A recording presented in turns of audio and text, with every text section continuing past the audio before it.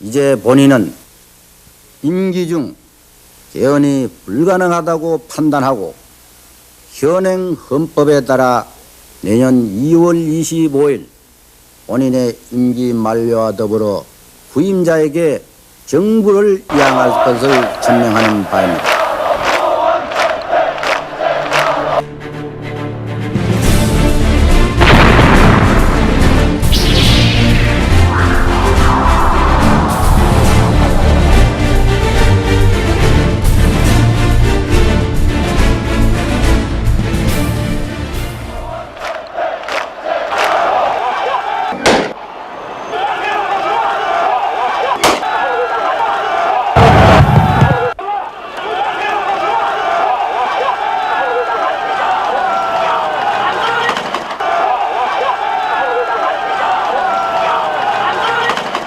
6월 10일 이후 6.29 항복 선언을 받아내기까지 3만여 명의 시민이 종합시장과 상대원공단, 시청 앞, 중앙시장을 오가며 매일 시위를 하였다. 당시 성남시 인구가 50만, 어린아이와 노약자를 빼고 나면 성남시민 10명 중 1명은 그 자리에 있었던 것이다. 6월 항쟁 당시 시위에 참여했던 전국의 32개 도시 중 가장 격렬하면서도 시민들의 참여가 컸던 성남은 제2의 광주라고 일컬어지기도 했다.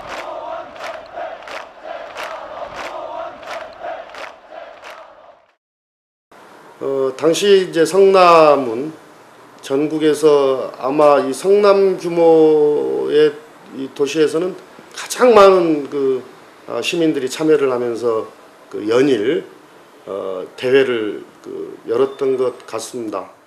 가을 마른 들판에 꼭 불을 던진 것처럼 이제 성남 시민이 아마 다 모인 것처럼 보였습니다.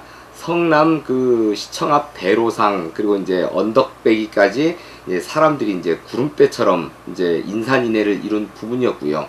그 당시 60항쟁에 이제 선두에 서서 이 일들을 풀어갔고, 역시 역사와 전통은 숨길 수 없구나.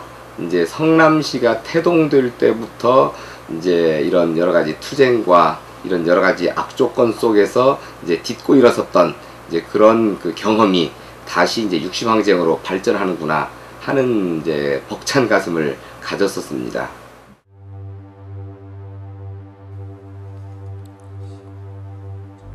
(1968년) 서울시는 경기 광주군 중부면 일대 200만 평에 50만 명의 도시 빈민을 수용하는 신도시를 건설하겠다며 껍질만 벗긴 채 황토가 질척이는 남한산성 자락에 5만 5천 가구 28만여 명을 이주시켰다.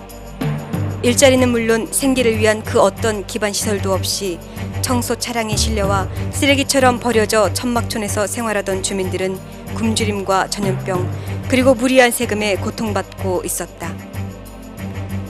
결국 1971년 8월 10일 무책임한 행정에 격분한 주민들이 토지 불화가격 인하, 세금 부과 연기, 긴급 구호대책 마련, 취역장 알선 등을 요구하며 대규모 시위를 벌였다. 비가 내리는 가운데서도 구름같이 모여앉은 3만여 군중의 존재는 공포감을 느끼기 충분했다. 결국 당시 서울시장은 주민들의 요구 조건을 무조건 받아들였다. 성남시는 이렇게 투쟁 속에 태동하게 됐다.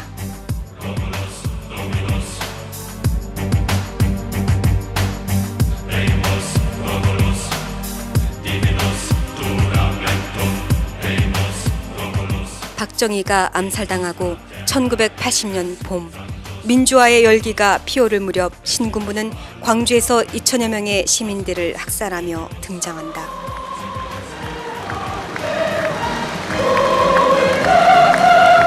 전국의 평화적 통일을 위하여 대통령으로서의 직책을 성실히 수행할 것을 국민 앞에 엄숙히 선서합니다.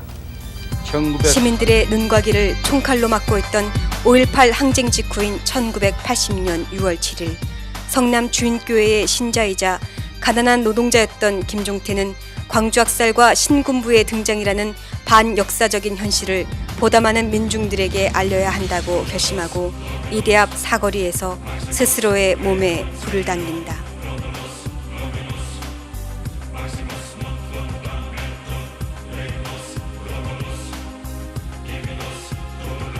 전두환 군사 독재에 항의하는 시위는 계속된다.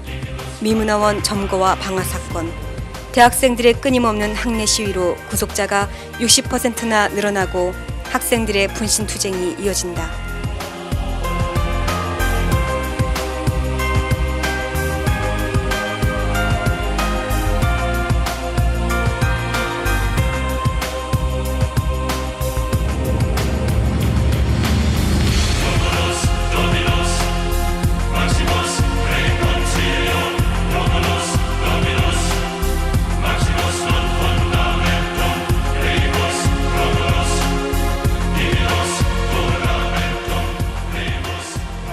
이 무렵 성남에서도 1985년 경원대 송광영 학생이 학원 안정법 철폐와 광주학살 할인마 전두환을 몰아내자라고 외치며 분신한다.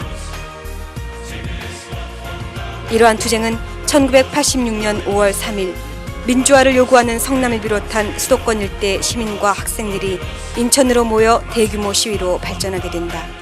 전두환 정권은 자신의 정권을 유지하기 위해 학생을 비롯한 민주인사들에게 온갖 고문을 자행하고 있음이 86년 부천 성고문 사건을 통해 만천하에 드러나게 된다. 86년 건대항쟁은 단일 사건으로 최대 구속자를 기록하게 된다. 머리를 욕조물에 밀어넣는 과정에서 급소인 목 부위가 욕조 턱 높이 50cm, 넓이 6cm에 눌리어 질식 사망. 이러한 전두환 정권의 포갑적 정치는 결국 87년 박종철 학생이 고문받던 중 사망하기에 이른다. 그해 성남에서도 성남경찰서에 의해 자행된 온갖 고문이 연행되었던 노동자들에 의해 폭로되고 이에 분노한 시민들의 집회가 이어졌다.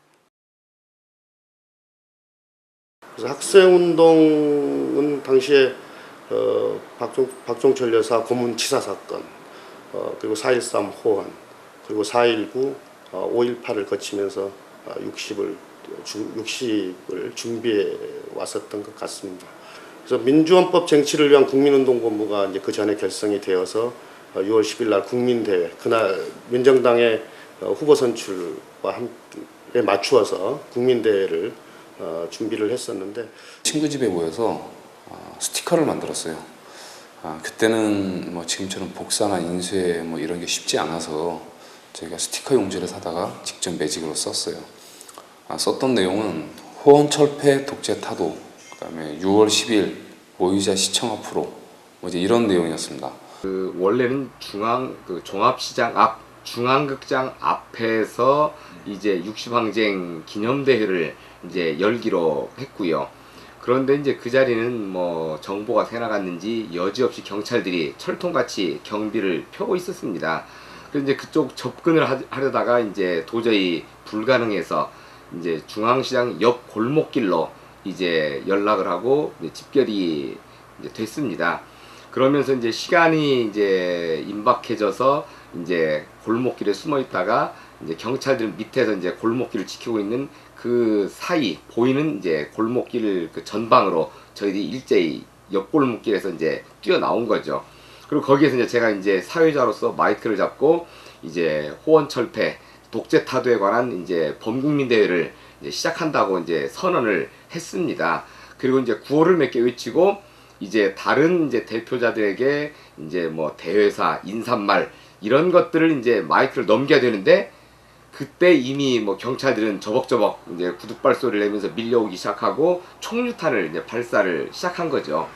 그러면서 그 제가 사회를 보고 개회 선언만 해놓고 다시는 이제 그냥 골목길로 흩어지고 일부는 이제 뒤로 이제 골목길 언덕 쪽으로 이제 빠져나가고, 그러면서 이제 구호를 외치면서 자연스럽게 그 모든 대열이 골목길을 통해서 이제 성남시청 쪽으로 다 넘어오게 된 거죠.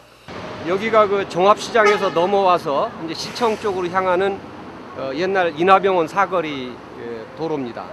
바로 저쪽 그 종합시장 쪽에서 그렇게 넘어왔고, 그렇게 하면서 이미 이쪽 지역에 있는 지역 그 교회 신자들 중심으로 이 도로변을 차지하고 앉아서 그 연자 집회를 하고 있었죠.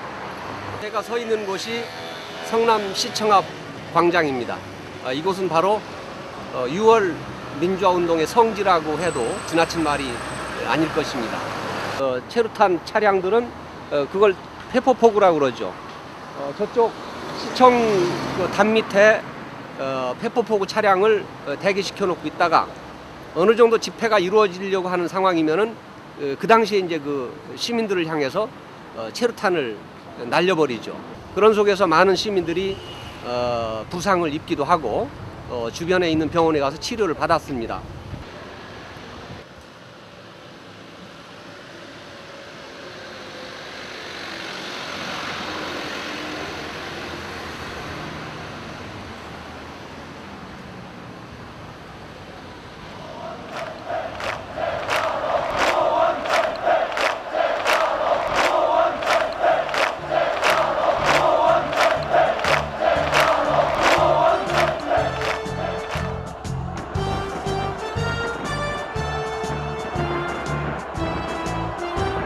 아무도 예상하지 못했다. 그저 이전에도 그랬듯이 시위하고 경찰에 끌려가고 두들겨 맞고 그럴 줄 알았다. 그리고 길가에서 시민들이 안쓰러운 듯 그렇게 쳐다보고만 있을 줄 알았다.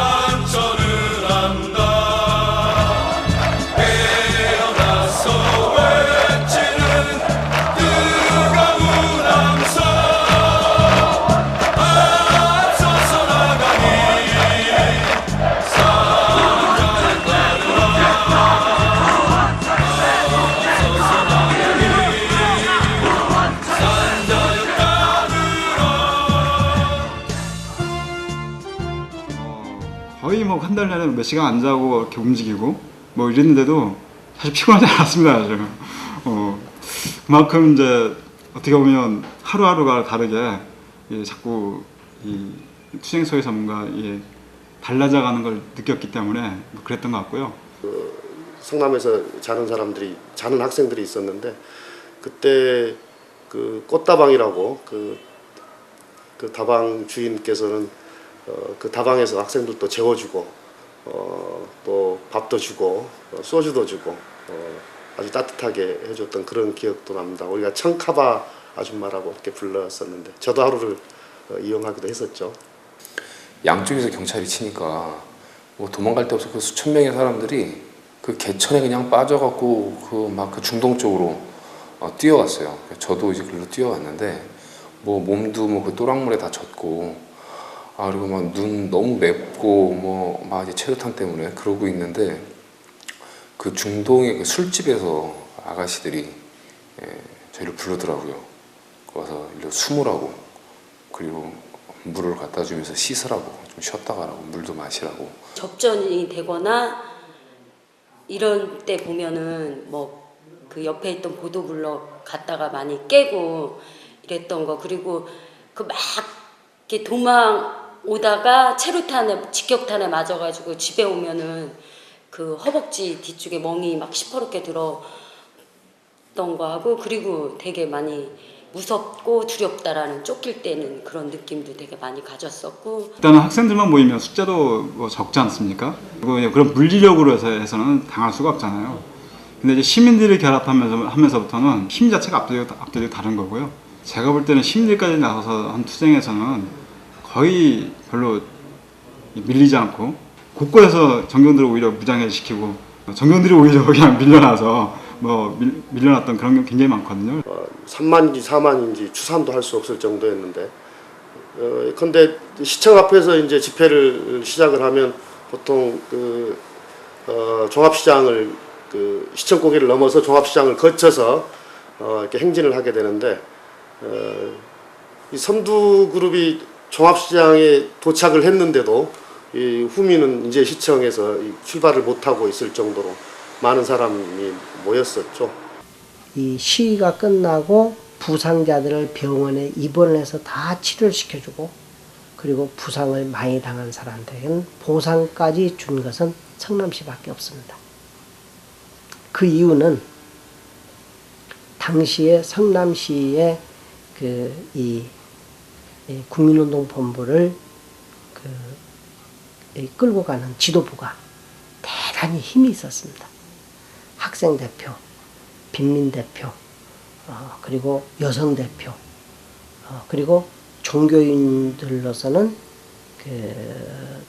천주교 신부들, 수녀들, 그리고 불교 스님들, 또 원불교 교문인들, 이렇게 기독교 목사들 다 나와서 함께 지도부를 이루고 그리고 힘을 단결했기 때문에 성남시의 지도부가 대단히 힘이 있었고 그런 협상을 해낼 수 있는 그런 권위를 가졌었습니다.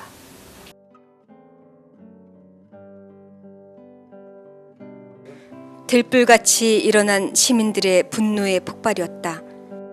지금도 귓가에 쟁쟁한 함성과 구호소리, 가슴속에 숨겨둔 채 이야기 꺼내기조차 어려웠던 독재 타도 민주 쟁취가 어린이부터 노인에 이르기까지 모든 시민들이 목청됐다. 최루탄에 울고 시민들 서로가 서로에 감동받아 울고 그토록 멀게만 느껴졌던, 아니 불가능할지도 모른다고 생각하며 간절히 열망하던 민주화를 보며 울었다. 87년 8월 13일인가 이때 입사를 해가지고요. 그때 입사해서 한 3일인가 입사하고 3일 있다가 그때 파업이, 노동자 파업이 일어났었고 그 60항쟁의 그런 영향으로 제가 어쨌든 관리자가 얘기하는 거에 대해서 좀 반박하고 이러면서 제가 어필을 좀 해가지고 그때 이제 그런 영향으로 대의원이 바로 들어간 지 며칠 안 돼서 대의원이 되고 이러면서 바로 이제 노동조합 활동에 적극적으로 참여했던 것 같습니다. 당시 저는 이제 24살에 젊은 청년이었죠. 어린 청년이었죠. 참 많은 시민들 앞에서 참 많은 이야기를 했던 것 같습니다. 민주주의, 인권, 참 많은 이야기를 했었죠. 지금 돌이켜 생각해 보면 그 24살의 그 어린 청년이 무모하게도 또 겁없이 시민들 앞에 참 많은 이야기를 했구나 이런 이제 생각도 드는데요. 그게 이제 평생에 저한테는 짐과 빚으로 남아서 제가 성남에 눌러 살게 된 그런 또 계기가 됩니다. 저는 사실 그 과정을 거치면서 이게 정말 우리 국민 대중들의 힘이구나. 이걸 절실히 느꼈습니다. 그래서 평생 어떻게 보면 평생 저도 이런 국민들 속에서 민족 속에서 또 지역에서 이렇게 이분들과 함께 여전히 우리가 가졌던 이 자주민주 통일에 대한 그 꿈을 만들어가기 위해서 노력하고 하면 다시 한번 이 국민적인 힘들을 모아서 우리 사회가 좀 제대로 바뀌고 바꿔나갈 수 있도록 우리가 만들 수 있다. 이런 좀 평생의 어떤 신념 같은 것을 확실히 가지게 된 계기였어요. 그래서 다시 6.25항쟁을 돌이켜보면은 6.25항쟁은 무슨 의미가 있습니까? 그것은 이 땅의 민중들이 역사의 주인이 되고자 운동했다. 민주개혁을 이루어서 모든 그 불의한 기득권자들을 척결하고 그리고 잘못된 권력을 바로잡는 그런 운동이었다.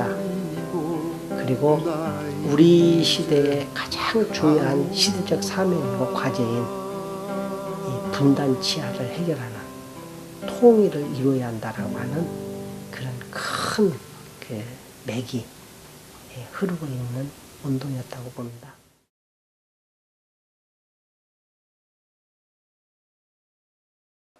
(6월) 항쟁, 그리고 20년이 흘렀다.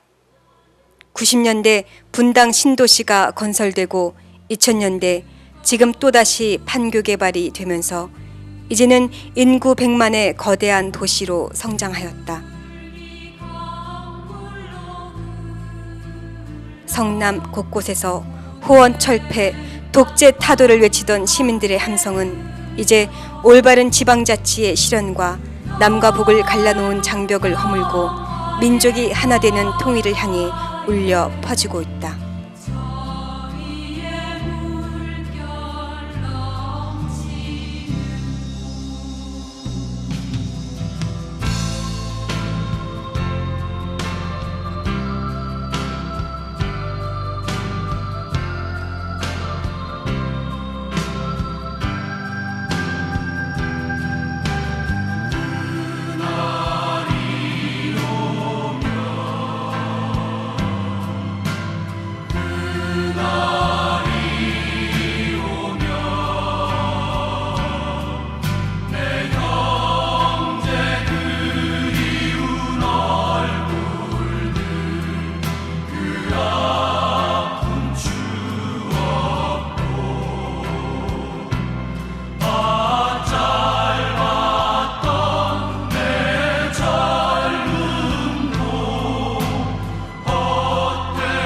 꿈이 아니었으리